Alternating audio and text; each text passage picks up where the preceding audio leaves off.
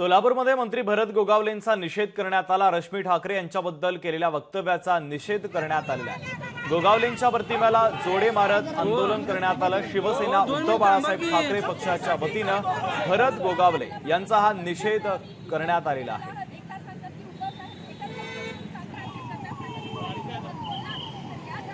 आमच्या सन्माननीय वहिनी साहेबाबद्दल असं वक्तव्य करणं म्हणजे हे संपूर्ण स्त्री जातीचा अपमान आहे।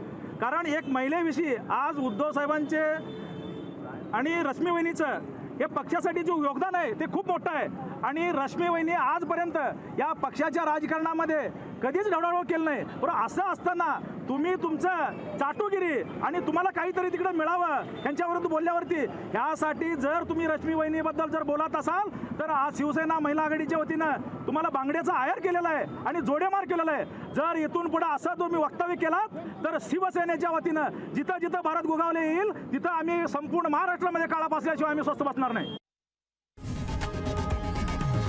लोकशाही मराठी ऐका, पहा, जागरूक रहा।